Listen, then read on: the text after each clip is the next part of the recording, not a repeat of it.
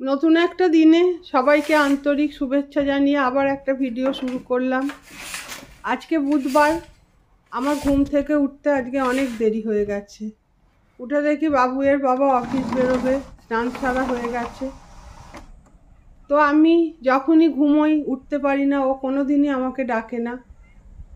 যদি বলি রাগ করি, ডাকনি কেন, বলবে হয়তো রাত্রিবেলা তোমার ঘুম হয়নি, ঘুমোচ্ছ, ওই জন্য আর তোমায় ডাকিনি। তো যাই হোক, উঠে ফ্রেশ হয়ে আগে ঘরের সমস্ত পর্দাগুলো সরিয়ে দিয়ে ঘরগুলোকে আমি আলো ঝলমলে করে তুলি। আর চারিদিকে আজকে খুব ভালো রোদ উঠেছিল। বাবুয়ের ঘরেও ঢুকলাম, পর্দাটা একটু সরিয়ে দিলাম, কিন্তু ও এখনো 1-1.5 ঘন্টার আগে উঠবে না। যদি চোখে আলোটা পড়ে ওঠে, তাই একটু পর্দাটা অল্প করে সরিয়ে আসলাম। তারপরেই আমি ছাদে এসছিলাম। প্রতিদিনই আগে ঘুম থেকে উঠে আমি ছাদে বেরোই, কিন্তু আজকে দেরি হয়ে গেছে বলে একটু দেরি হলো। তো সূর্য তো অনেকক্ষণ উঠে গেছে, চারিদিকে রোদ ঝলমল করছে আর খুব হাওয়া দিচ্ছিল। এই ছবিটা তুলতে তুলতেই আমার শীতের গাছগুলোর দিকে চোখ পড়ল।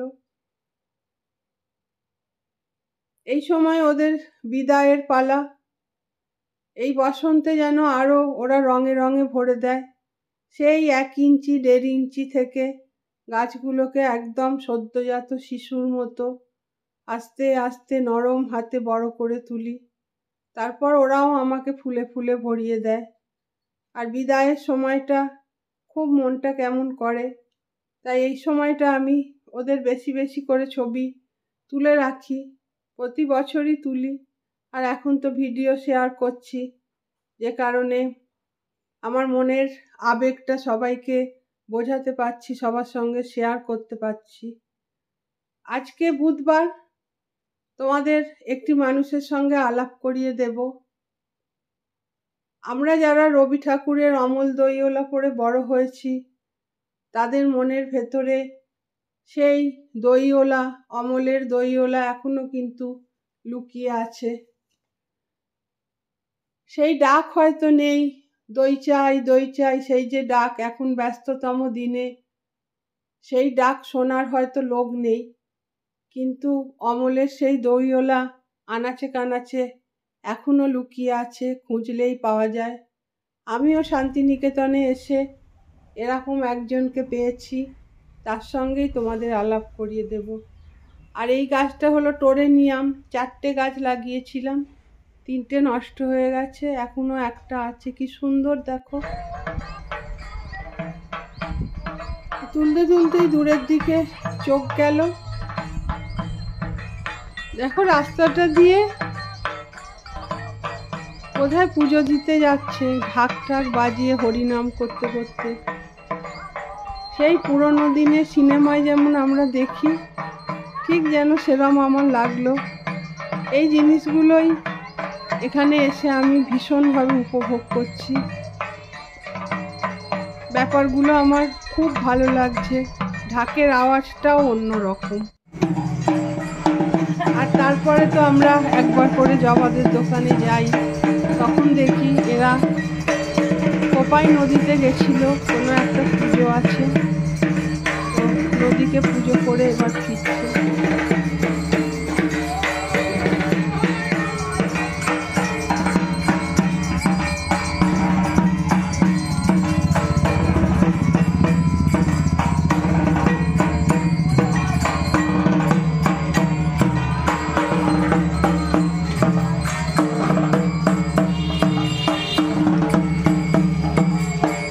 খোলো, দাঁড়াও।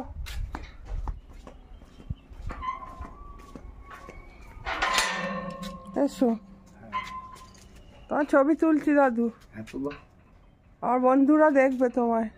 আসো আসো, বসো। শরীর ভালো আছে? হ্যাঁ।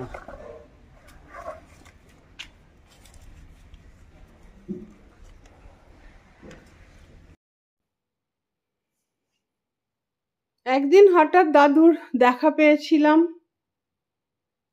তো দাদুকে আমি আমার বাড়িতে আসতে বলেছিলাম, ঠিক খুঁজে খুঁজে চলে এসছে। আসলে দাদু সোনাঝুরি হাটে দই আর রাবড়ি বিক্রি করে। আজকে সোনাঝুরি হাট বন্ধ, মহর্ষির এখানে আর একটা ছোট হাট বসে। তো দাদু ওই হাটে যায় আমার বাড়ির সামনে দিয়ে না, ওই মোড়ের রাস্তাটা দিয়ে। তো দাদু ঠিক প্রতি বুধবার আমার সঙ্গে এসে দেখা করে, আমি 3টে করে রাবড়ি নিই, সেটা দিয়ে খানিকক্ষণ আমার সঙ্গে গল্প করে তারপরে দাদু আবার চলে যায়।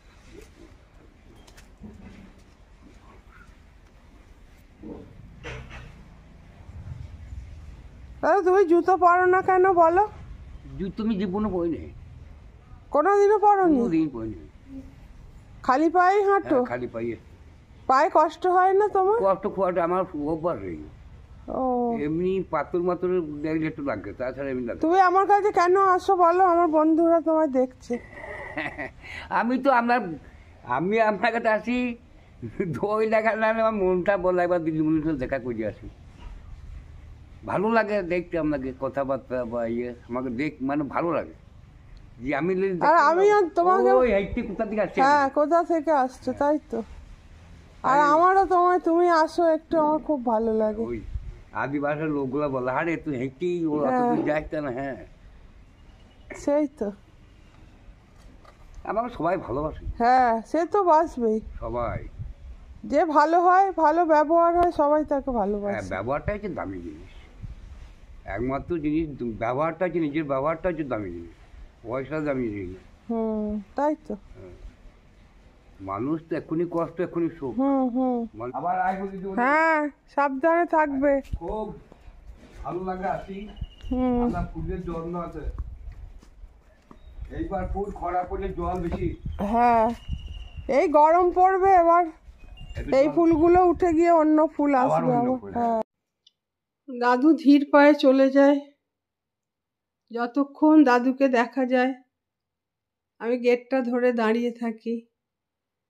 জানি না মনের মধ্যে কিরম একটা উথাল পাথাল করে, কেন যে এরম হয় এগুলো বুঝি না আমি। দাদু আজকের মতো বিদায় নিল, আমাকে প্রতিশ্রুতি দিয়ে যায় আবার ঠিক আসবো আমি। এই সঙ্গে তোমাদেরও বিদায় জানিয়ে আজকের ভিডিওটা শেষ করব। আবার আসবো। ঠিক, আপনাকে আমি দই খাওয়াবো, টক দই খাওয়াবো। হ্যাঁ ঠিক আছে, একটু গরমটা পড়তে দেন।